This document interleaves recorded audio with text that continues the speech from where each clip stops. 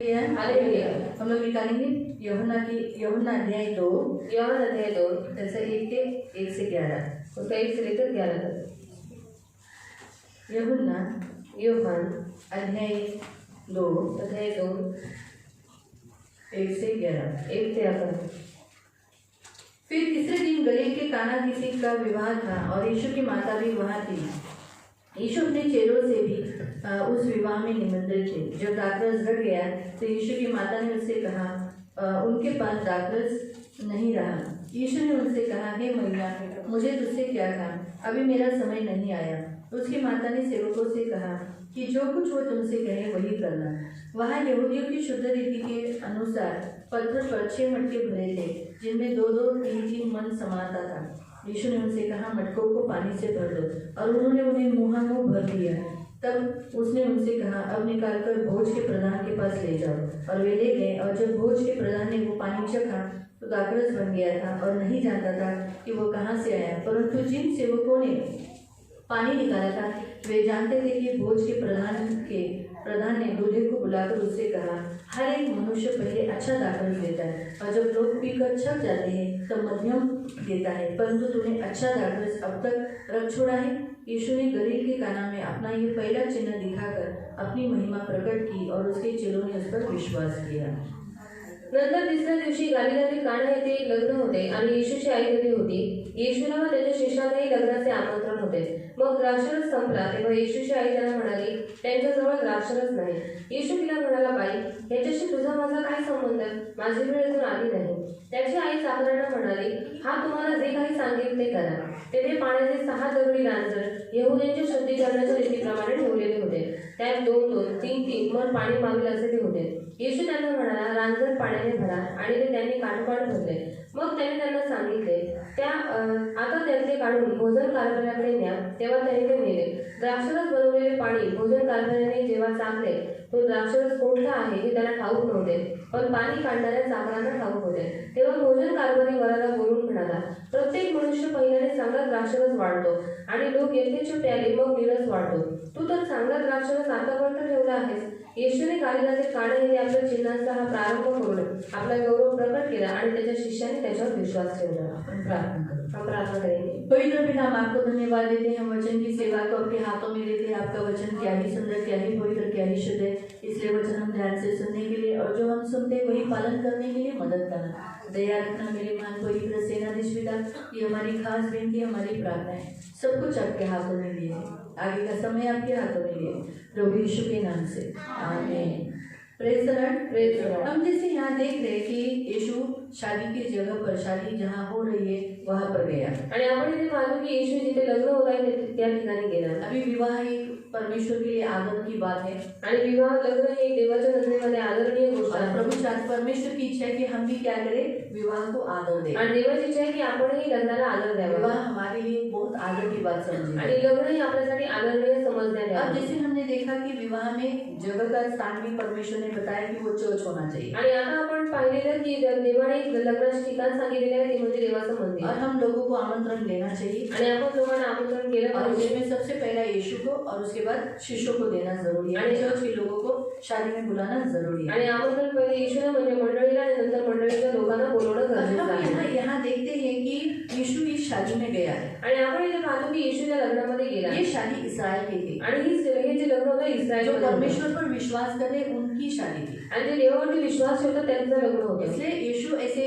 अविश्वासियों की शादी में नहीं गया. आणि येशू ख्रिस्त अविश्वासी लोकांच्या लग्नात नव्हता गेला. ये जरूरी बात है. आणि एक महत्वाची गोष्ट आहे. तो हम यहाँ देखते हैं यीशु किसकी शादी में गया, आणि आपण इथे पाहतो येशू कोणाच्या लग्नात जो गेला, इस्राएली है, जो विश्वासी है, जो परमेश्वर पर भरोसा करते, परमेश्वर के कहलाते, उनकी शादी में गया. आणि जे इस्रायली आहेत, जे देवावरती भरोसा ठेवतात, विश्वास ठेवतात आणि जे देवाचे म्हणणं देतात अशा लोकांच्या लग्नात तो गेला. बाकी अन्य किसी की शादी में नहीं. आणि अन्य कोणाच्या लग्नामध्ये आप नाही. ये नोट भी कर सकते कि कनानी स्त्री जब उसके पीछे लगी थी, आणि तुम्ही ते नोट करू शकता की जेव्हा कणानी स्त्री त्याच्या मागे लागली तो उसने कहा कि बच्चों की रोटी लेकर कुत्तों के आगे डालना मना है, आणि तेव्हा येशू बराबर नहीं है. आणि येशू तिला म्हणाला की मुलांची भाकर घेऊन कुत्र्यांच्या समोर टाकणे हे योग्य और नाही. आप बाइबल में नोट कर सकते हैं वो किसी अन्य जातियों के घरों में नहीं गया। आणि बायबलमध्ये नोट करू शकता की कोणाही अन्य जातीच्या घरांमध्ये तो उसने गेला कहा नाही. मैं इस्राएल की खोई हुई लोगों को ढूंढने के लिए आया। आणि तो म्हणाला इस्रायल लोकांची जी हरवलेली मेंढरे आहेत त्यांना शोधायला मी आलेलो लेकिन आहे. जब यूनानियों ने उसे ढूंढा, पण जेव्हा युनानी लोकांनी त्याला शोधलं, आप यूहन्ना के अध्याय में पढ़ सकते हैं, योहान अध्यायामध्ये तुम्ही वाचू शकता. तब यूनानियों ने जब उसे ढूंढा आणि युनानी लोकांनी जेव्हा त्याला शोधलं तब उसे मालूम पड़ा कि अब मेरा समय पूरा हुआ है। तेव्हा त्याला माहित पडलं की आता माझी वेळ पूर्ण झालेली आहे. मैं अभी मतलब परमेश्वर ने उसे पहले ही बताया था। आणि देवाने त्याला पहिलेच सांगितलेलं होतं. पढ़ेंगे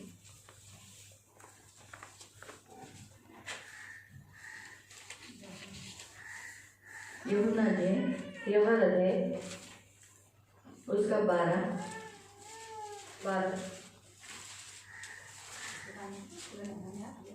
उसका 20 वचन से पढ़। त्याचं 20 वचनापासून वाचेल. सणात उपासना करण्यास आलेल्या लोकांपैकी काही हेलेनी होते. हाँ, कुछ लोग यूनानी थे। हाँ, त्यांनी गालिलातील बेथसादा फिलिप याच्याजवळ येऊन विनंती केली की महाराज येशूला भेटावे अशी आमची इच्छा आहे. फिलिप्पियुस के पास आकर उन्होंने विनती की, हम भी क्या करना चाहते, हम यीशु मसीह को देखना चाहते, मिलना चाहते, इस रीति से।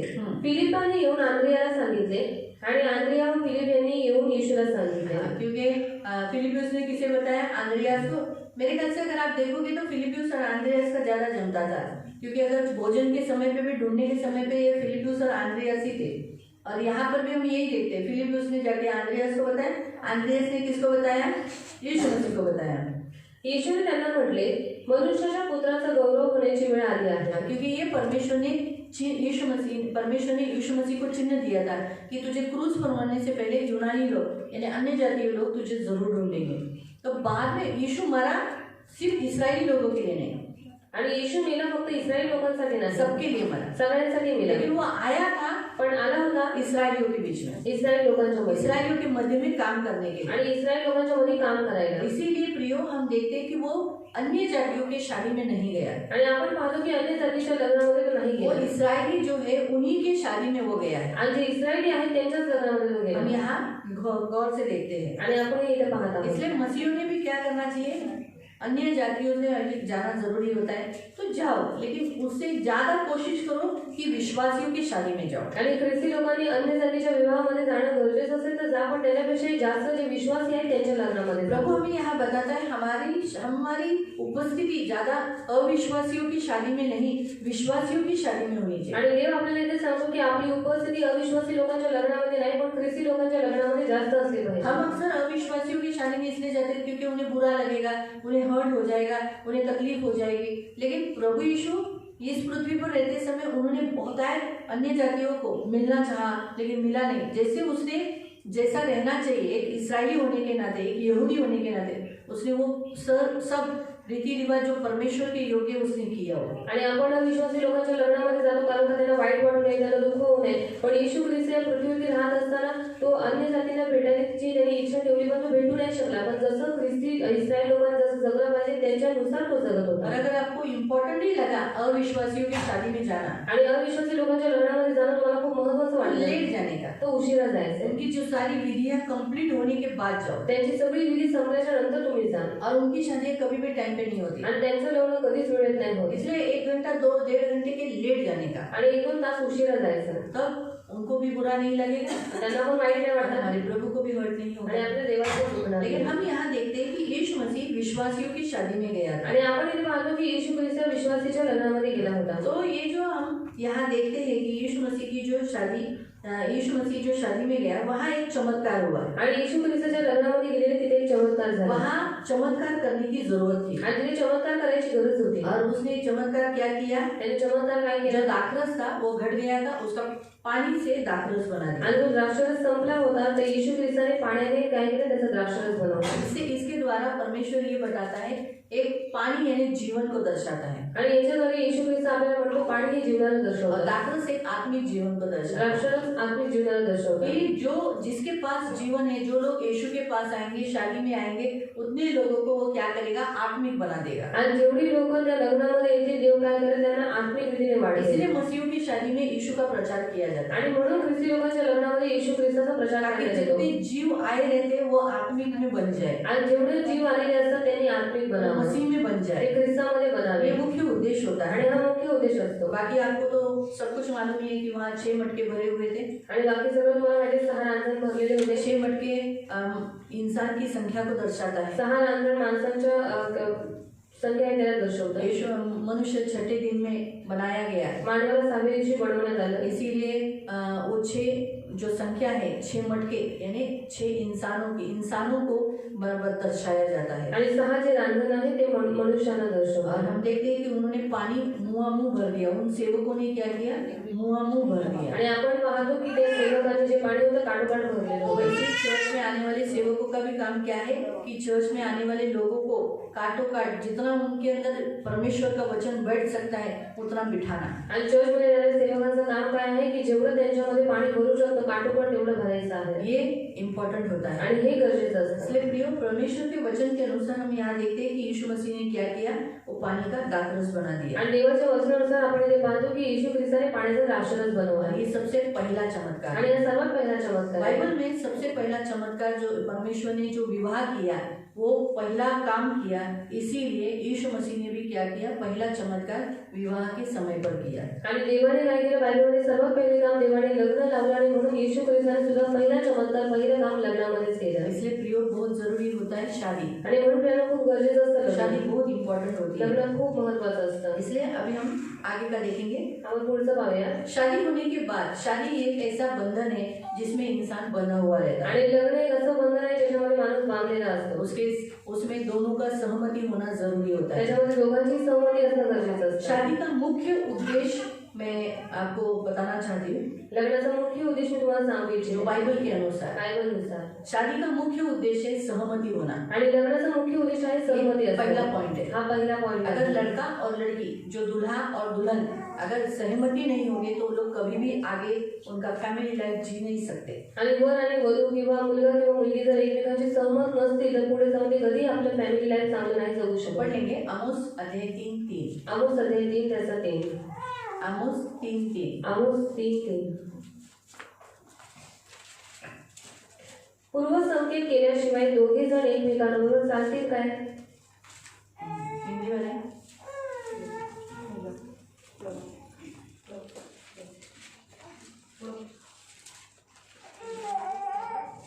यदि दो मनुष्य परस्पर सहमत न हाँ, दो मनुष्य यदि परस्पर सहमत न हो, सहमति यानी एग्री नहीं हो, एकता नहीं हो, उनमें यूनिटी नहीं हो, कंपेनियनशिप नहीं हो, तो क्या वे एक संग चल वो सके? एक संग चल सकेंगे। मैरिज ये जब तक सांस है तब तक चलने का चिन्ह है। आणि लग्न जोपर्यंत श्वास आहे तोपर्यंत चालायचं चिन्ह आहे। एक पुरुष और एक स्त्री का साथ में चलने का निर्णय है, एक पुरुष आणि एक स्त्रीचा सोबत चालण्याचा निर्णय आहे। और वो भी सिर्फ उनके अकेले के साथ नहीं चलना है। आणि तो पण फक्त एकटंच नाही चालायचं। हाँ, परंतु वो लड़का उस लड़की के साथ, उसकी फैमिली के साथ चलने का निर्णय लेता है। आणि तो मुलगा त्या मुलीबरोबर तिच्या कुटुंबाबरोबर चालण्याचा निर्णय वैसे घेतो। वो लड़की भी उस पति के, अपने पति के फैमिली के साथ चलने का निर्णय लेती है। आणि तशीच ती मुलगी सुद्धा त्या मुलाबरोबर आणि तिच्या कुटुंबाबरोबर चालण्याचा निर्णय घेते। इसीलिए देखो, जब लड़का लड़की देखते हैं आपस में, आणि म्हणून जेव्हा मुलगा मुलगी आपापसात एकमेकांना बघतात तो अकेले अकेले देखते हैं क्या? ते एकटे बघतात का?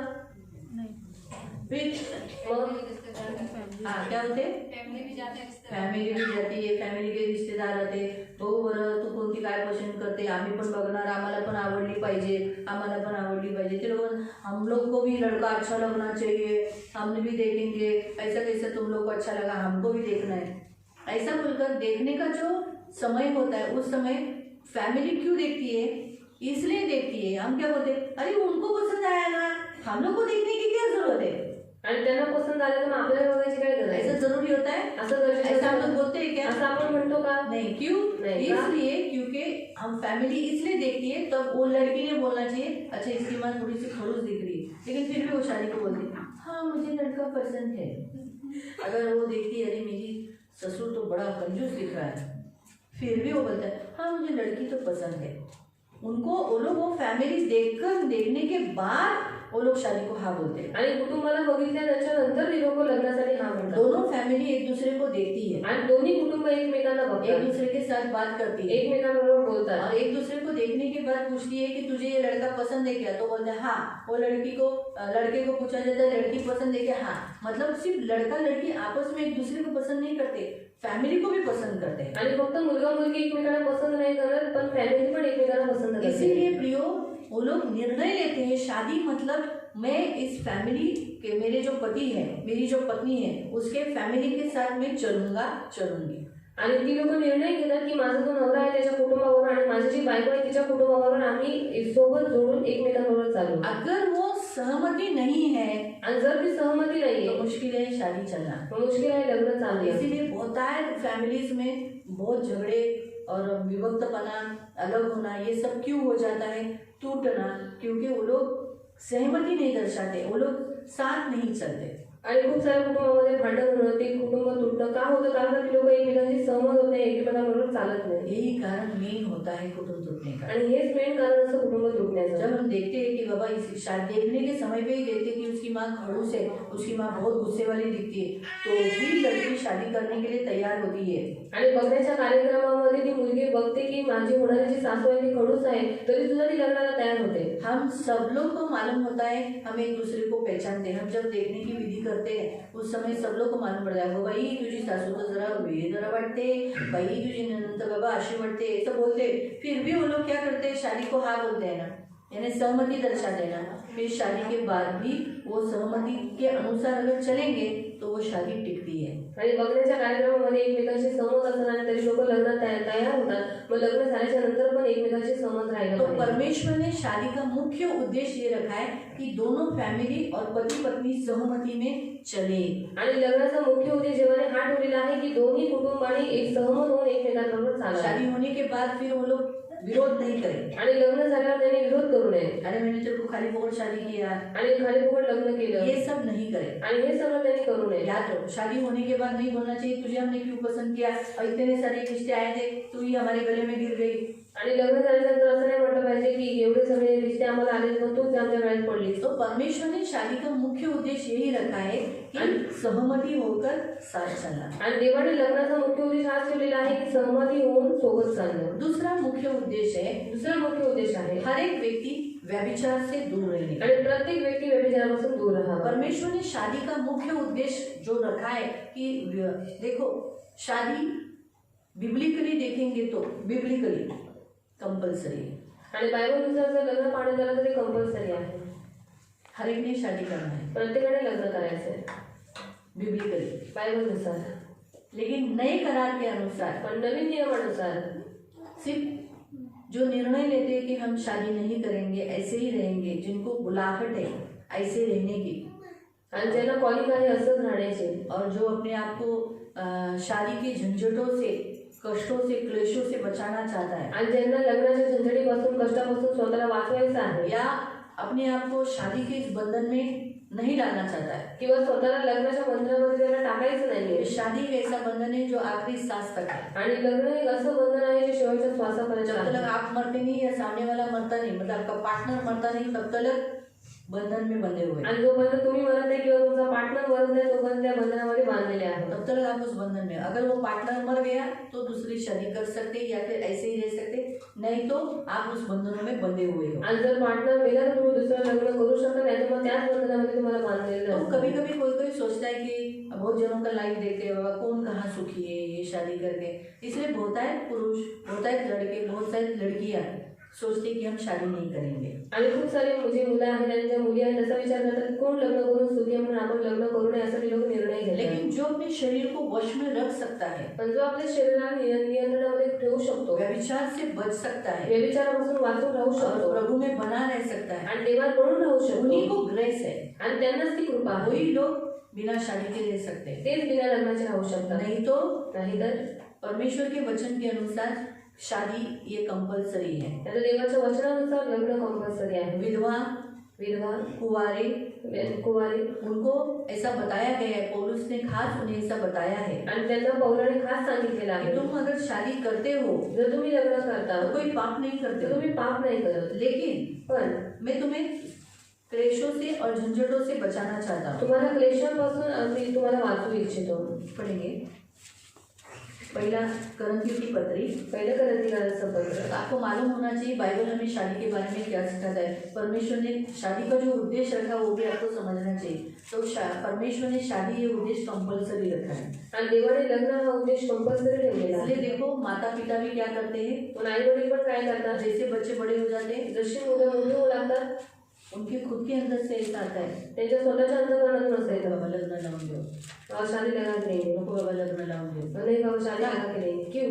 कारण ते देवाने योजलेलं आहे. हे परमेश्वर ने योजना लग्न बनाई. ही विधी जी आहे ही देवाकडून आहे. और शादी ही विधि परमेश्वर की ओर से. आई वडील जे हे निर्णय घेतात ते चूक नाहीये और माँ बाप की निर्णय लेके वो गलत आणि नहीं, पाप नाहीये और पाप भी नहीं, आणि ते आपल्या मुलांचं वाईटही चितत नाही. और वो अपने बच्चों को बुरा भी नहीं चाहते. फक्त एवढंच आहे की त्यांच्या मुलांचं चांगलं व्हावं हा त्यांचा मुख्य उद्देश असतो. बस इतना है कि उनके बच्चों का अच्छा हो, यही उनकी इच्छा रहती है. देवाने आदमाला योग्य समजलं म्हणून तिच्या हातामध्ये आपली मुलगी हव्वा दिली. परमेश्वर ने आदम को योग्य समझा, इसलिए उसने अपनी बेटी हवा को उसके हाथ में दिया. येणाऱ्या दिवसात आपण पाहणार आहोत पुरुषाची जिम्मेदारी, आने वाले दिन में हम देखने वाले हैं पुरुष की जिम्मेदारी, पुरुषाचं कर्तव्य काय आहे, पुरुष का कर्तव्य क्या है, या गोष्टी आपण पाहणार आहोत. इन बातों को हम देखने देवाने वाले ही हैं. जी हव्वा दिली, लग्न म्हणजे असं खाऊ नाहीये, और शादी बोलना तो ये खाऊ नहीं है, हे खूप मोठी जिम्मेदारी आहे. तो एक बहुत बड़ी जिम्मेदारी है. तसंच बाईला पण खूप मोठी जिम्मेदारी आहे. और स्त्री के लिए भी बहुत बड़ी जिम्मेदारी है. तर मग ह्या जिम्मेदारी आपण पाहणार आहोत उद्यापासून. और इन जिम्मेदारियों को हम कल से देखने वाले हैं. म्हणून आजचा आपण हा जो मुख्य उद्देश लग्नाबद्दल आपण पाहतो.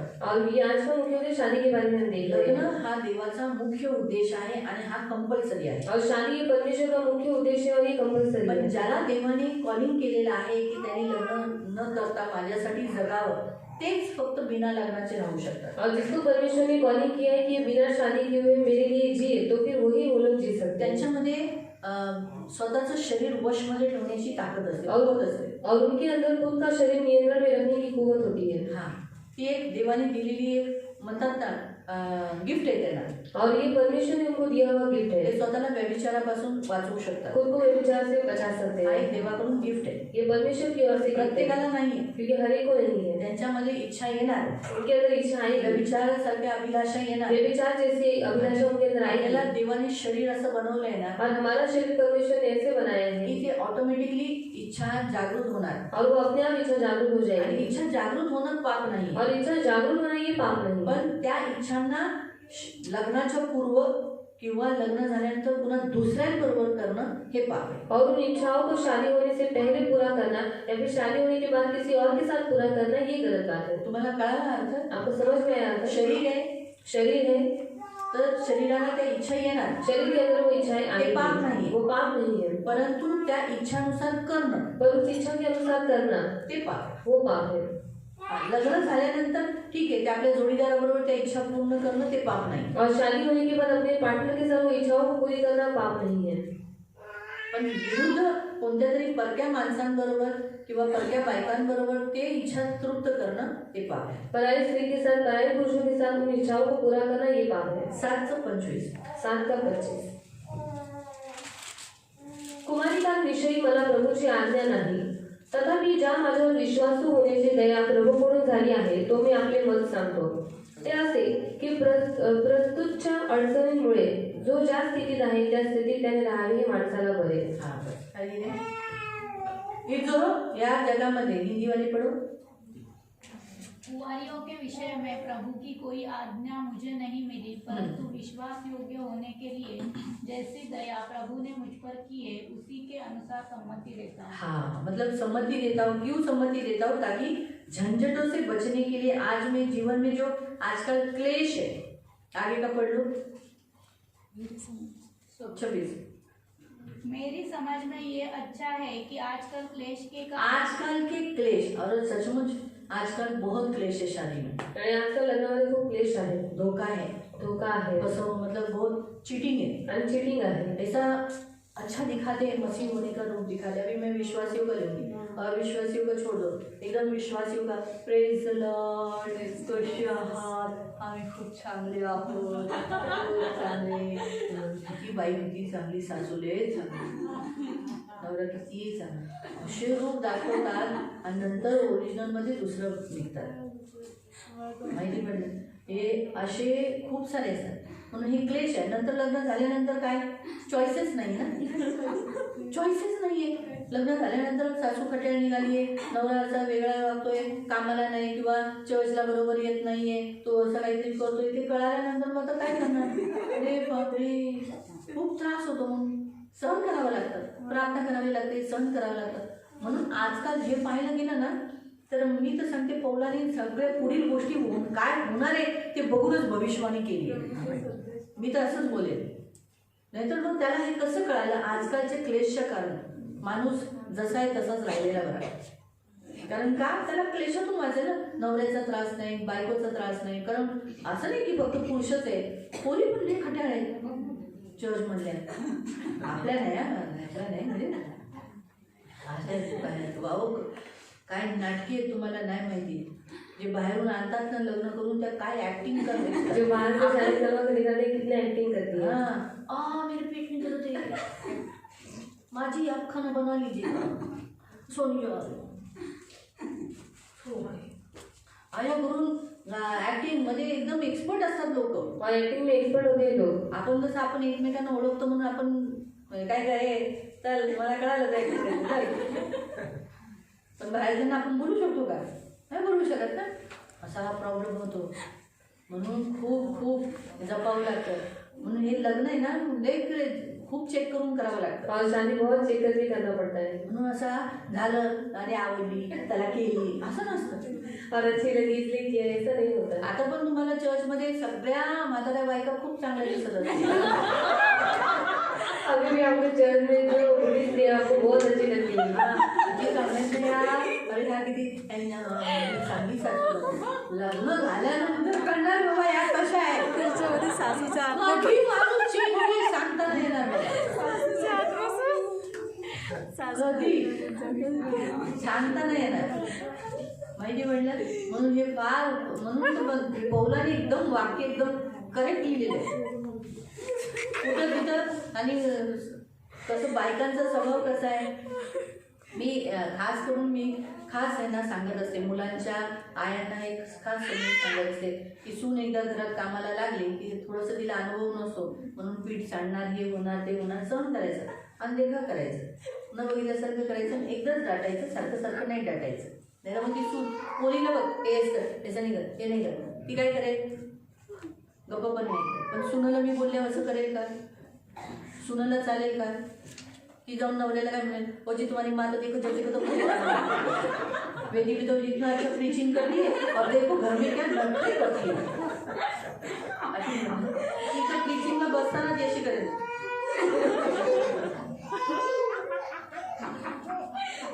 ऐकणार नाही ती. कारण मी तिला सारखी सारखी बोलते ना, अगं बाई तेल कमी वापर, अगं बाई मिरची कमी वापर, अगं हे नको, आता सगळं महागाई झालंय. तेल सांडू नको, तेल सांडू नको, मला तेल सांडलेलं आवडत नाही. तर या सगळ्या गोष्टी होतात. म्हणून आपल्याला ना आता बघा आपण जवळ नाहीये, सगळे लांब लांब म्हणून आपल्याला सगळे चांगले असतात. हम लोग दूर से देखते हमें सब लोग अच्छे लगते जो हैं. जवळ आल्यानंतर माणसांचा खरा स्वभाव कळतो. आज गलती करने के बाद मनुष्य का स्वभाव मालूम पड़ता है. बरोबर आहे. लग्नाच्या अगोदर मुली आहे ना होणाऱ्या सासूच्या पायाजवळ बसते. शादी होने से पहले जो होने वाली बहू रहती है, जब वो सास इसकी पहली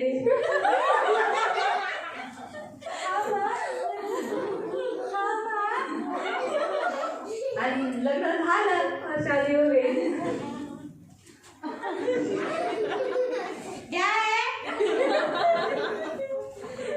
हे आठे होतात.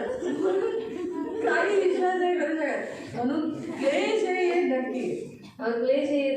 अहो काय माणसं रूप घेऊन येतात, क्या मनुष्य रूप लेकर आते हैं. गोड गोड बोलून माझ्याकडे तारीख काढायला आल्या. और मीठी मीठी बात करके मेरे पास तारीख निकाली. इतकं गोड असं वाटलं कुणी विश्वास होणार नाही एवढं गोड बोलून तारीख काढली. और इतना धारण केलं म्हणजे बाई हीच बाई का ती रूप घ्या तारीख काढायला आली. एवढं काय बोलायचं. म्हणून आहे ना विश्वास नाही ठेवू शकत. विश्वास नाही रख सकते. खरंच ना इतकं माणसं इतके म्हणजे म्हणतात ना हा ढोंगी बनून येतात. इतना कपटी बंद कराते. म्हणून देव आहे ना नवीन करारामध्ये फक्त एक अट ठेव, ती तुमची चॉईस आहे. असं नाही की जबरदस्ती नाही सांगितलेलं आहे. और जबरदस्ती नहीं बताया गया है. जबरदस्ती नहीं बोले, जबरदस्ती नहीं बोला है. वाच पुढे वाचते. थांबा मी सांगते. 28 वाच. तथापि तू लग्न केलेस म्हणून पाप केलेस असे होत नाही. तसेच कुमारिकेने लग्न केले म्हणून तिने पाप केले असे होत नाही. तरी पण अशांना संसारात हाल अपेक्षा भोगाव्या लागतील आणि अशा हाल अपेक्षा तुम्हाला भोगाव्या लागू नयेत अशी माझी इच्छा आहे. हाल अपेक्षांपासून पौलाची इच्छा होती की वाचवण्यासाठी, म्हणून त्याने काय केलं त्या गोष्टीसाठी. म्हणून पुढचं जर सर्व तुम्ही अध्यायामध्ये वाचलं तर त्याच्यात असं सांगितलंय की कंपल्सरी हा रूल नाही, और कंपल्सरी ये रूल पण नहीं है लग्न हे कंपल्सरी, और शादी ही कंपल्सरी, पण लग्न न करणं हा कंपल्सरी रूल नाही. और शादी नहीं करना ये कंपल्सरी नियम नहीं है. तो त्यांच्या वैयक्तिक जीवनावर आहे. और वो उनके वैयक्तिक जीवन म्हणून पर है. 36 वचन वाच. परंतु जर कोणाला असे वाटते की आपण आपल्या कुमारिकेच्या अपमानास कारण होत आहोत, ती उपवन झाली आहे आणि तसे अगत्यच आहे, तर जशी इच्छा असेल तसे त्यांनी करावे. तो पाप करत नाही, त्यांनी लग्न करावे. विवाह हा कंपल्सरी आहे, और शादी कंपल्सरी है, लेकिन ऑप्शन ठेवलाय, ऑप्शन तुम्हाला रखा है नाही करायचंय. कि आपको नहीं करना है. त्यांनी जर समजा असा विचार केला की मला नको बाबा, हे सर्व कोण सुखी आहे, सगळे असे प्रॉब्लेम्स आहे हे ते, पण असं नसतं. बरेच जण सुखी असतात, पण ऍडजस्टमेंट म्हणून सांगितलं ना. जर पहिला उद्देश जो लग्नाचा तुम्ही पाहिला ना, अंडरस्टँडिंग त्यांच्यामध्ये सहमती असेल ना, तर तिथं भांडणं होणार नाही. अगर उनके अंदर समझदारी होगी, एक दूसरे के साथ सहमत रहेंगे, तो उनमें झगड़ा नहीं होगा. हे माझ्या मिस्टरांची आई आहे, हे वडील आहेत, हे माझे धीर आहे, ही माझी नणंद आहे, हे जर सांभाळून तिने घेतलं आणि त्याने सुद्धा की अरे ही एवढ्या लांबून आली, तिची आई म्हणजे माझीच आई आहे, जर ती माझ्या आईला एवढं प्रेम करते तर मी पण तिच्या आईला आदर द्यावा, वडिलांना आदर द्यावा, मान द्यावा. ह्या जर गोष्टी अंडरस्टँडिंगमध्ये घेतल्या ना तर लग्न चांगले आरामात टिकेल. और ये मेरे पति की माँ है, ये मेरे पति के पिताजी है, उसके भाई है, उसकी बहन है, और उसने भी समझ के लिया कि बहुत दूर से आई, उसकी माँ मतलब मेरी माँ, ऐसे समझ कर लेंगे ना तो उनमें झगड़ा नहीं होगा, तर त्रास नाही होणार. तो तकलीफ नहीं होगी. आणि देवाला त्रासेपासूनच वाचवायचं. और परमेश्वर को आपको तकलीफ से ही बचाना है. म्हणून दुसरा उद्देश जो होता तो व्यभिचारापासून वाचवण्यासाठी. और दूसरा उद्देश्य है व्यभिचार से बचाना. देवाने लग्न हा उद्देश खास काय ठेवला की ख्रिस्ती लोक, माणसं जी माझी मुलं आहेत आणि या जगात मी ज्यांना जन्म देतो ते व्यभिचारात पडू नये. और विवाह ये उद्देश्य परमेश्वर ने खास इसलिए रखा था कि जो मुझ पर भरोसा रखते हैं वो व्यभिचार इस पाप में नहीं गिरे. हिब्रू 13:4 वाचा. इब्रानियों की पत्र 13:4 हम पढ़ेंगे.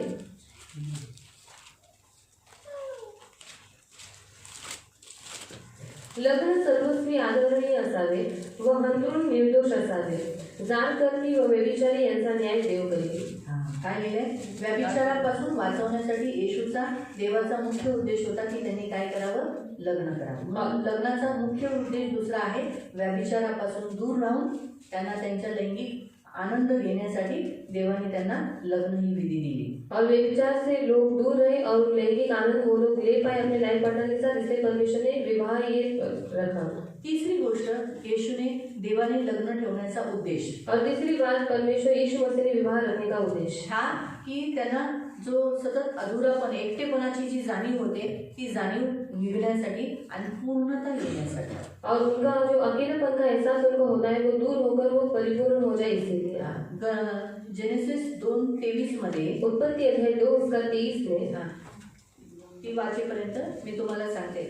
आदम हा एकटेपणाची जाणीव एहसास म्हणून चालला होता. और आदम अकेलेपन के एहसास से जा रहा था. पण ज्या वेळेला हवेबरोबर त्याचं लग्न झालं, पर जब हवा के साथ उसकी शादी त्याचा हुई एकटेपणाचा जो भावना आणि त्याला एहसास होता तो निघून गेला. और अकेलापन का जो एहसास उसे था वो चला गया. तेव्हा आदम म्हणाला, आता हे मात्र माझ्या हाडातले हाड, हे माझ्या हाडाचं हाड, व मांसातले मांस आहे. माझ्या मांसातलं मांस आहे. हिला नारी म्हणावे, हिला नारी म्हणावे, कारण ही नरापासून बनवली आहे. घरातून निघाली. म्हणून त्याला कुठेतरी तिला पाहताच त्याला पूर्णता जाणवली. और उसे देखते ही उसको परिपूर्ण का एहसास हुआ. त्याला त्याचा एकटेपणाचा एहसास निघून गेला. अकेलेपन का एहसास चला गया. कारण त्याला त्याचा हाड कुठेतरी हरवलंय, एक तर कुठेतरी त्याचा तो एकटेपणाचा एहसास होता तो काय झाला, तो निघून गेला. और उसकी जो हड्डी कहीं ना कहीं हो गई है, वो जो अकेलेपन का एहसास उसे था वो चला गया. तसंच हे प्रियानो, लग्न झाल्यानंतर त्या व्यक्तीला पूर्णतेचा एहसास होतो. और शादी होने के बाद उस व्यक्ति को पूर्णता का एहसास होने लगता हा है. तिसरा उद्देश आहे परमेश्वराने लग्न ठेवण्याचा. और तीसरा उद्देश्य परमेश्वर ने शादी रखने का. चौथा उद्देश आहे फलदायी करण्याचा, फ्रूटफुल करण्याचा आणि प्रजनन म्हणजे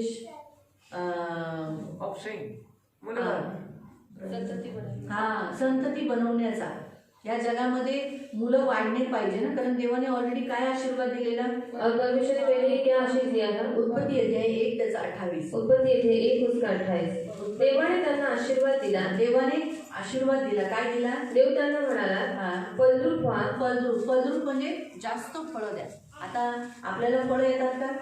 हमें फल आते हैं क्या? आंबा, चिकू, नाही ना, मग काय येतात? क्या आते हैं? पोरं येतात. बच्चे आते हैं. बरोबर आहे? हा ना, खरी गोष्ट आहे. तुम्ही सगळं सत्य हेच आहे. आपण आपल्या पोराला म्हणतो तू तर आंबा आहे रे, तू तर माझा चिकू आहे, बोलतो ना आपण. जे फळ जास्त आपल्याला आवडतं आपण तेच बोलतो त्यांना. है ना? माझी आजी मला वाघ बोलायची. माझं वाघ आहे, माझं वाघ आहे, माझं सिंह आहे तू, माझं सिंह आहे तू, अशी बोलायची. माझ्या जवळ घेऊन घ्यायची. तिच्याकडेच वाढली ना, तिच्याकडेच मोठी झाली. आणि कसं आता ते झाले, माझी स्टोरी काय पाहिजे. तर त्याच्यामुळे प्रत्येकजण आपल्या लेकरांना काही ना काहीतरी नाव देतं ना.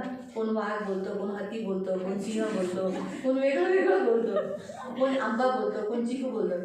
पण आपण ते उत्पन्न करत नाही. आपण काय उत्पन्न करतो? पोरांना.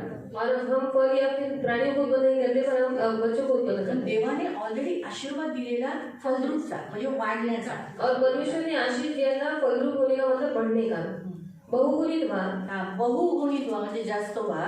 पृथ्वी व्यापून टाका पृथ्वी भरून टाका व ती सत्तेखाली आणा. आणि ती सत्तेखाली आणा. समुद्रातील मासे, आकाशातील पक्षी व पृथ्वीवर संचार करणारे सर्व प्राणी यांच्यावर सत्ता चालवा. आणि तसंच झालंय ना, माणूस तसंच करतोय ना. मग हे कसं झालं? लग्न झालं नसतं तर मुलं झाली असती का? और शादी हुआ, अगर शादी नहीं होता तो फिर बच्चे होते क्या? म्हणून लग्नाचा मुख्य उद्देश तोच देवाने ठेवला की कसंही करून माणसांची संख्या वाढवणं. और शादी का मुख्य उद्देश्य परमेश्वर ने इसलिए रखा कि मनुष्य की संख्या कैसे भी बढ़ाए. देवाचा स्वभाव आहे जीवनाचा म्हणजे जीवन देणं. परमेश्वर का स्वभाव है जीवन देना, गुणाकारामध्ये वाढवणं. गुणाकार में बढ़ाना. पण शैतानाचा स्वभाव आहे घटवणं, मृत्यू देणं. और शैतान की इच्छा है मनुष्य को घटाना, मृत्यू देना. हे शैतानाचा स्वभाव आहे. और शैतान का स्वभाव है. देवाचा स्वभाव नाही. पर परमेश्वर का स्वभाव है. देवाचा स्वभाव आहे वाढवणं. परमेश्वर का स्वभाव है आदम बढ़ाना. एकटा होता, आदम अकेला था, त्याला 2 केलं. उसे 2 किया. 2 केल्यानंतर त्यांना ब्लेसिंग दिली की 3, 4, 5, 10, 25, 10, 30 खूप सारी पोरं झाली त्याला. और 2 करने के बाद परमेश्वर ने उनको ब्लेसिंग दिया और उनको बहुत संतति में बढ़ाया. देवाचा स्वभाव आहे वाढवणं और परमेश्वर का स्वभाव है बढ़ाना. आणि शैतानाचा स्वभाव आहे घटवणं. म्हणून तो पृथ्वीवरची माणसं कमी करतो. और शैतान का स्वभाव है घटाना, इसलिए पृथ्वी के मनुष्य को कम कम करते जाता है. कळालं तुम्हाला? तर मग हा चौथा पॉइंट होता लग्नाच्या उद्देशाचा. और ये चौथा पॉइंट था शादी के उद्देश्य का. 5वा परमेश्वराचा मुख्य उद्देश होता लग्नाचा संरक्षण. और 5वां परमेश्वर का मुख्य उद्देश्य था उनकी रक्षा करना. खास करून स्त्रियांचं संरक्षण और खास करके स्त्रियों की रक्षा करना. आणि स्त्रियांच्या द्वारे पण मुलांचं संरक्षण. और स्त्रियों के द्वारा बच्चों का रक्षण करना. लक्षात ठेवा, असा स्टेप उतरत आला. और ऐसे स्टेप उतरते आई है. जसं उदाहरण आदम हा परिपूर्ण आहे. और आदम ही परिपूर्ण है. त्याच्यात कुवत आहे बायांना, स्त्रियांना संरक्षण देण्याची. और उसके अंदर कुवत है स्त्रियों की रक्षा करने की. पण तसंच आहे ना, स्त्रियांना कुवत आहे आपल्या गर्भातून निघणाऱ्या मुलांना सुरक्षा देण्याची. और वैसे ही स्त्रियों को कुवत है अपने गर्भ से निकलने वाले बच्चों की रक्षा करने की. ही अशी स्टेप बाय स्टेप आली आणि त्याच्यामुळे लग्न हा उद्देश ठेवला. और इस वजह से स्टेप बाय स्टेप उतरते आए, इसलिए परमेश्वर ने शादी उद्देश्य रखा. इफिसीकरांचं पत्र 5:25 थोड्या वेळा अगोदर आपण वाचलेलं आहे. काय लिहिले की पतींनो आपल्या आपल्या पत्नीला काय करा? प्रेम करा, रक्षण करा, प्राण देऊन पर्यंत त्यांचं रक्षण करा. ख्रिस्ताने काय केलं? प्राण देऊन आपल्या मंडळीचं रक्षण केलं. इफिसियों की पत्री 5:25 में लिखा गया है कि हे पतियों अपनी अपनी पत्नी से प्यार रखो और प्राण देने तक उनके साथ विश्वसनीय रहो. हे तो मुख्य उद्देश होता. और ये मुख्य उद्देश्य की था बाईचं रक्षण केलं जावं. स्त्री का रक्षण करो. कारण आदमासाठी बाईला बनवण्यात और आदम के लिए स्त्री को बनाया गया. जर देवाची ही योजना होती पहिली की स्त्रीचं, तर मग त्याने पुरुषासकट बाईला बनवलं असतं. और अगर परमेश्वर की योजना होती स्त्री पहले बनाने की, तो वो पुरुष के साथ ही स्त्री को बनाता. कधी पण पुरुष मोठा असावा लग्नामध्ये. और शादी में कभी भी पुरुष बड़ा होना चाहिए, वयाने मोठा असला पाहिजे. उम्र में बड़ा होना चाहिए. कारण पहिला आदम झाला, क्योंकि पहले आदम हुआ, त्याच्या काळानंतर हवा झाली. और उसके कुछ दिनों के बाद हवा हुई. नाही, काल केवळ. और कुछ कालों के बाद काळ आले. काळ म्हणजे वर्ष आले. वर्षांचा तरी गॅप असला पाहिजे. और कुछ सालों का गैप होना चाहिए। आणि मोठा पुरुष असेल ना बाईला, तर तो बाईला सांभाळून घेतो. और अगर बड़ा पुरुष रहेगा तो फिर वो स्त्री को संभाल कर लेता है। आणि हम उम्र असले ना, और अगर हम उम्र रहेंगे तर ते एवढे स्वतःला केअरिंग करत नाही. तो इतना केयरिंग नहीं करते हैं। बाई जरा जास्त मग तो बिचारा दबून जातो. फिर वो जो पुरुष है वो दब जाता है। असं होतं. तुम्ही बघा, जे हम उम्र असतात ना, और जो हम उम्र वाले होते हैं हा, त्याच्यामध्ये बाई डॉमिनियन असते आणि पुरुष. पण जर पुरुष तिच्यापेक्षा वयाने मोठा असेल, और अगर पुरुष उससे उम्र में बड़ा होगा तर काय होतं, तो क्या होता है, तर ती हमेशा त्याला घाबरते और वो हमेशा उसे डरती है, मान देती आणि है, तो डॉमिनियन असतो, और वो डोमिनेट वर्चस्व दाखवतो. वर्चस्व दिखाता है। म्हणून लग्नामध्ये कधी पण नवरा वयाने मोठा असावा, और शादी में कभी भी उम्र में लड़का बड़ा होना चाहिए, नेहमी लक्षात ये ठेवा. हमेशा याद रखो। म्हणून सांगण्याचा उद्देश की सुरक्षा, स्त्रियांना सुरक्षा मिळावी और स्त्रियों का रक्षण हो आणि मुलांना पण सुरक्षा मिळावी, और बच्चों की भी रक्षा हो, म्हणून लग्नाचा मुख्य उद्देश आहे. और इसलिए शादी के मुख्य उद्देश्य म्हणून है। जो लग्न करतो पुरुष, इसलिए जो पुरुष शादी करता त्याची है जिम्मेदारी आहे, जोपर्यंत त्याचा श्वास आहे त्याने आपल्या बायकोला सांभाळणं, आपल्या मुलांना सांभाळणं. और उसकी जिम्मेदारी है जब तक उसकी सांस है तब तक अपनी पत्नी को और अपने बच्चों को संभालना, उनका ख्याल रखना। हा, पूर्ण जोपर्यंत श्वास आहे तोपर्यंत त्यांना सगळ्या गरजा भागवणं. और जब तक सांस है तब तक उनकी सारी जरूरतों को पूरा करना। बिब्लिकली बायबलच्या अनुसार पुरुषांनी काम करून आपल्या पत्नीला आणि आपल्या कुटुंबाला सांभाळायचंय. और बाइबल के अनुसार पुरुष ने काम कर अपनी पत्नी को अपने बच्चों को संभालना हा है। नियम आहे, ये नियम है, हाच खरा नियम आहे. यही सच्चा नियम है। जर स्त्रीला असं वाटतं की तिने काम करावं, और स्त्री को ऐसा लगता है कि मैं काम करूँ, तर ती करू शकते, वो कर सकती पण है, त्याच्यावर जोर बायबल देत नाही. पर उसके ऊपर बाइबल जोर नहीं देते। तिला तिचं घर आणि तिच्या मुलांना सांभाळण्याचं हे काम देवाने तिला दिलं. और उसे अपना घर संभालना, अपने बच्चों को संभालना, ये सब काम उसके ऊपर दिया है। पण तिच्यात कुवत आहे. आता जसं आपल्या मुली सगळ्या शिकलेल्या आहेत, और अभी की लड़कियां सब सीखी हुई है, एज्युकेटेड आहेत, एजुकेटेड है, मुलांपेक्षा जास्त पगार ते घेतात. बट लड़कों से ज्यादा लड़कियां पेमेंट देती हा, हैं। तर मग अगर घराची नवऱ्याची परमिशन आहे, घरातील सगळे लोक खुश आहेत, तर ती कामाला जाऊ शकतात. और अगर पति का परमिशन है और घर के सारे लोग खुश है तो वो काम पर जा सकती है। नीति वचन 31 नुसार नीति वचन 31 के अनुसार स्त्री कामाला जाऊ शकते. स्त्री काम पर जा सकती है। पण जर स्त्रीची इच्छा नाही पर अगर स्त्री की इच्छा नहीं है पतीने फोर्स करू नये. तो उसके पति ने उसे फोर्स नहीं करना पतीची है। पूर्ण जिम्मेदारी आहे आपल्या पत्नीला आणि आपल्या मुलाबाळांना सांभाळणं. और पति की पूरी जिम्मेदारी है कि अपनी पत्नी को अपने बच्चों को संभाले। ही त्याची ड्युटी आहे, और ये उसकी ड्यूटी है, हे त्याचं कर्तव्य ये आहे, उसका कर्तव्य है, त्याच्या खांद्यावर दिलेलं हे कर्तव्य. और उसके करने के ऊपर दी हुई जिम्मेदारी। तर म्हणून सुरक्षासाठी हे लग्न, ही विधी आली. उद्देश त्याचा तोच आहे. और सुरक्षा होने के लिए शादी की विधि आई है। आणि 6वा उद्देश और 6वां उद्देश्य येशू आणि चर्च. यीशु और चर्च।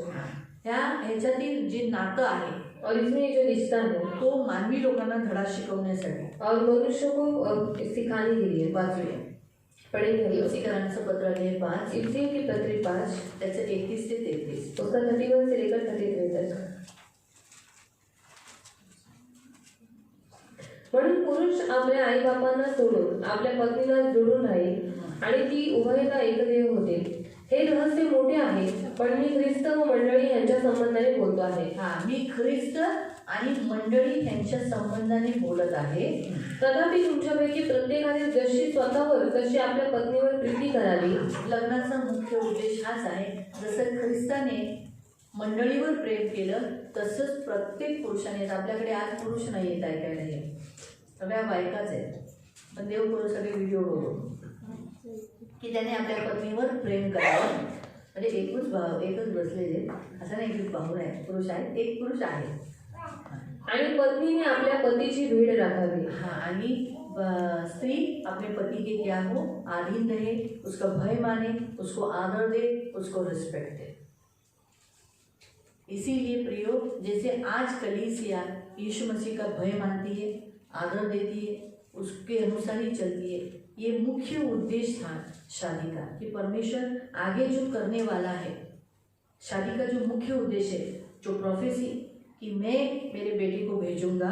आणि देवाने बनवलेल्या लग्नासाठी जो मुख्य उद्देश आहे, भविष्यवाणी आहे की मी माझ्या मुलांना पाठवणार आहे और उसके द्वारा कलीसिया बनाऊंगा, त्याच्याद्वारे मंडळी स्थापित और उनका एक वधू, दूल्हा और दूल्हे का रिश्ता होगा। आणि वर आणि वधूचं एक नातं त्यांचं होईल. ये उद्देश्य था यीशु परमेश्वर का शादी लगाना। आणि हा उद्देश होता देवपिताचं लग्न लावण्याचा. और जैसे प्रार्थना में भी बताया गया, प्रिस्किला ने प्रार्थना की, आणि प्रिस्किला ताईने प्रार्थना केली. आदि में पहले अध्याय में हम देखते शादी है, आणि पहिल्या अध्यायामध्ये आपण सुरुवातीला पाहतो लग्न आहे. बाइबल के सबसे लास्ट अध्याय में भी शादी है, आणि बायबलच्या शेवटच्या अध्यायामध्ये पण लग्न आहे.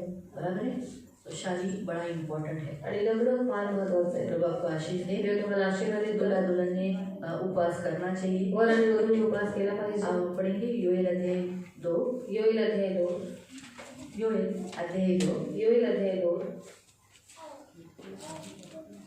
और उसका 16 त्याचं 16. 15 से पढ़े। सियोनात कर्णा वाजवा, उपवासाचा एक पवित्र दिवस नेमा, पवित्र दिन ठहराओ, पवित्र मेळा भरवा, लोकांना जमवा, मंडळी शुद्ध करा, वडिलांना जमवा, मुले व स्तनपान करणारी अर्भके यांनाही एकत्र करा. किसको किसको भी बुलाने को बोला है उपवास के दिनों में, पुरोनियों को बुलाने को बोला है, फिर बच्चों को, दूध पीते बच्चों को भी बुलाने को कहा है, वर आपल्या खोलीतून दूल्हे को भी आने को कहा है, वधू आपल्या मंडपातून बाहेर और येऊ. दुल्हन को भी आने के लिए कहा है। इसलिए प्रियो, दूल्हा दुल्हन भी फास्टिंग करना जरूरी है, आणि वर आणि वधूने उपवास करणं गरजेचं आहे. बहुत जरूरी होता है। जैसे जैसे दिन नजदीक आते हैं शादी के, तो उनका उपवास होना जरूरी है। उसी रीति से शादी के दिन में भी वो उपवास करना जरूरी होते हैं। आणि जसे लग्नाचे दिवस पुढे येत राहतात जवळ तसं उपवास करणं गरजेचं आहे. आणि लग्नाच्या दिवशी उपवास करणं गरजेचं शादी आहे. के बाद भी दूसरे दिन भी वो लोग फास्टिंग कर कर परमेश्वर के मंदिर में आना चाहिए, आणि लग्नाच्या दुसऱ्या दिवशी उपवास करून देवाच्या मंदिरात ती लोक आली पाहिजे. क्योंकि जब ये बात परमेश्वर देखता है जेव्हा ही गोष्ट देव पाहतो, कि दूल्हा दुल्हन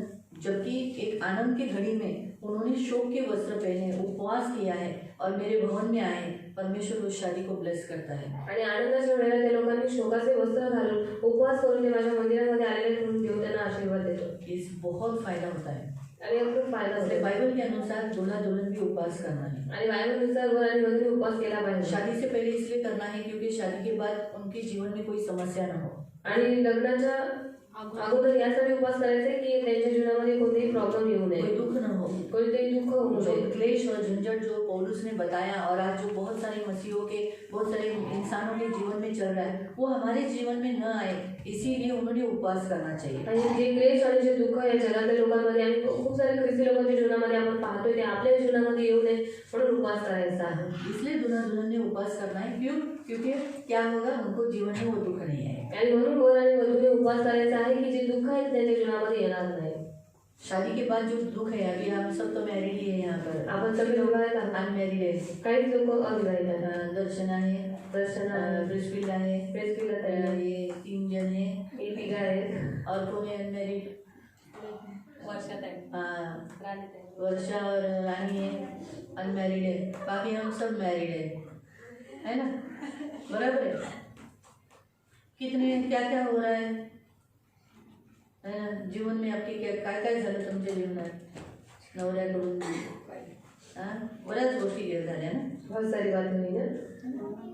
मग ते आपल्या ख्रिस्ती मुलांच्या जीवनात होऊ नये ही देवाची इच्छा आहे. और वो मसीह के जीवन में नहीं हो इसलिए परमेश्वर की इच्छा है. म्हणून ज्याला जो नवरा होणार आहे और जो होने वाला पति है आणि जो नवरी होणार आहे और जो पत्नी होने वाली है त्यांनी काय केलं पाहिजे? उन्होंने क्या करना चाहिए? लग्नाच्या अगोदरच उपवास केला पाहिजे. शादी के पहले ही उपवास करना त्यांना चाहिए त्रास होऊ नये, कि उनको तकलीफ नहीं त्यांना हो, दुःखातून जायची गरज उनको पडत दुख से जाने की जरूरत नहीं पड़ेगी. ठीक आहे. मी तर माझ्या ईश्वरसाठी, जोशुआसाठी अशीच प्रार्थना करते. और मैं मेरे जोशुआ के लिए ईश्वर के लिए इसी रीति से प्रार्थना म्हणजे करती हूँ. आमच्या लोकांच्या जीवनात जे आनंद घ्यायच्या वेळेला आनंद न करता तू मै हे राग आणि हे सगळं पकडून बसलं, ते ह्यांच्या जीवनात येऊन देऊ नको. त्यांनी त्यांचं वैवाहिक जीवन खूप आनंदाने जगून दे. और हमारे वैवाहिक जीवन में जैसे आनंद करने के समय पर तू मैं हुआ था, तो इनके जीवन में ऐसा होने मत दे.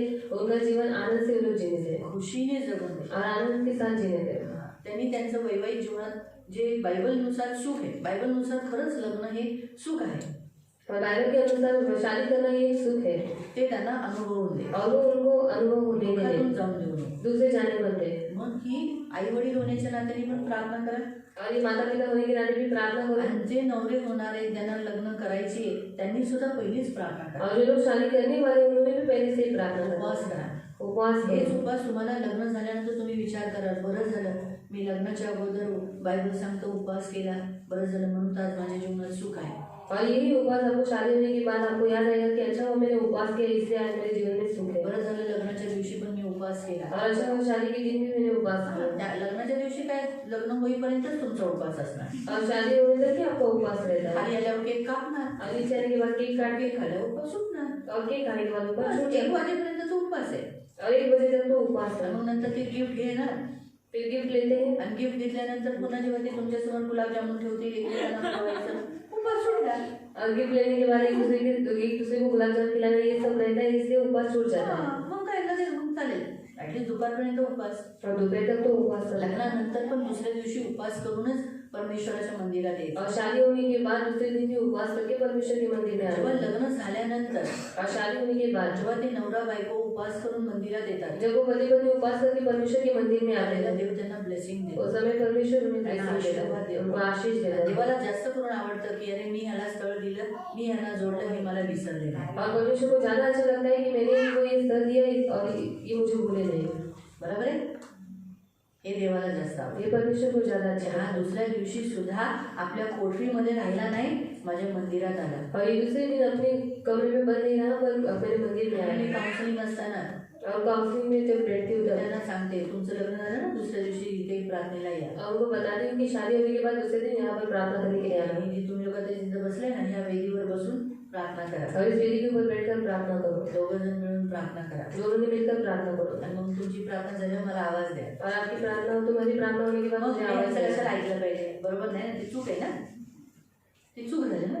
मग मी त्यांना म्हणते झालं की मला दरवाजा ठोका मी येईल बाहेर मग प्रार्थना करून देईल तुम्हाला. और प्रार्थना होने के बाद मुझे आवाज देना फिर मैं आपके ऊपर प्रार्थना करके भेजूंगी। हे गरजेचं आहे. और ये जरूरी है। हालेलुया. हालेलुया. देव तुम्हाला आशीर्वादित करो. प्रभु आपको आशीष आज दे। आपण सर्वजण उपास प्रार्थनेत आलोय. आज हम उपवास प्रार्थना में आए हैं। दुल्हा दुल्हन उपास करना चाहिए. वधू उपवास करना चाहिए। उपास करना चाहिए. सगळ्यांनी उपवास केला तो पाहिजे। आज हम उपवास में आए. तो आज हम उपवास में आए आओ हैं। हमारे विषय प्रभु के ते आपण सामने. आपले विषय देवासमोर सांगू। हम सब अपने आंखों को बंद करेंगे. आपण सर्वजण आपले डोळे बंद हमारे करें। सारे विषय प्रभु के सामने प्रस्तुत करें. आपले सर्व विषय आपण देवासमोर प्रस्तुत तो करू। जो विषय जो हमने रखा है जे जे विषय आपण ठेवलेले आहेत उन सारे विषयों के लिए हम प्रार्थना करें. त्या सर्व विषयांसाठी आपण प्रार्थना करू।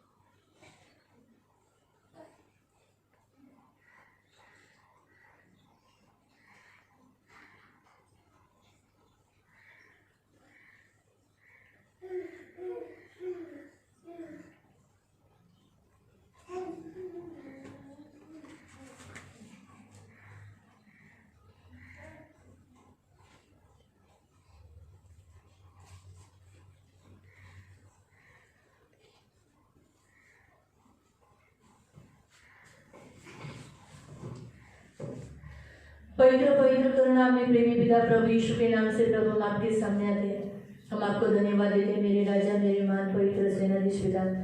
प्रभु आज हम सब उपवास प्रार्थना में आए हैं और हमने सबने अलग अलग विषय रखे प्रभु. इन सारे विषयों के तू कान लगाना उत्तर देना प्रभु. इनकी स्तुति लेना इनके मनोरथों को पूरा करना इन सबके वैवाहिक कौटुंबिक जीवन में शांति देना प्रभु. और मेरे महान पवित्र सेनाधीश पिता जैसे इनको जो विवाह में और इनके घर में जो तूने सदस्य दिए हैं और प्रभु पवित्र पिता जो जैसा होना चाहिए वैसा होने के लिए मदद कर. और जो अभी तक तेरे पास आया नहीं वो भी आने के लिए तू मदद कर. इनकी जो जो जरूरत है उसे पूरा करना. आज हमने देखा प्रभु कि इस विवाह में जो दाखरस की जरूरत थी आपने पूरी की. आज इनके भी जीवन में जो दाखरस की जरूरत है वो तू पूरी कर देता. इनकी जो जरूरत है आज इनकी जो जरूरत है वो पूरी कर देता. आज तो हमारे बीच में है. आज इस उपवास प्रार्थना में हमने तुझे आमंत्रण दिया और आज तू इन सब की जरूरतें पूरा करना. इन सब की जरूरतें पूरा करना. प्रभु ये खुद गवाही देंगे कि आज मेरे जीवन में जैसे उस शादी की राक्षस घटा था मेरे जीवन में ये नहीं था लेकिन उपवास प्रार्थना में पहले ही दिन में प्रभु ने मुझे के नाम से मेरे मन धन्यवाद देते हैं। ये गवाहियाँ होने के लिए मदद, गवाहियाँ होने के लिए मदद, धन्यवाद देते हैं, धन्यवाद देते हैं। सबकी प्रार्थना हमने सुनी है, धन्यवाद देते हैं। वही यीशु है जो काना गांव में था, वही यीशु आज भी है और वही यीशु कल भी रहेगा, युगानुग एक साथ। धन्यवाद देते हैं। इन सारे मटकों को भर दो, इन सारे मटकों को जो यीशु के नाम से पानी से भर दो, इन सबकी जरूरत मदद पूरी हो। धन्यवाद देते हैं। इन्हें आपके हाथों में देते हैं। धन्यवाद। सारा सारी महिमा, सारी प्रशंसा, सारा गौरव में आपको देंगे। अभी अपने घर जाइए, उनकी रक्षा करो, करुणा दया रखना, प्रभु यीशु के नाम से।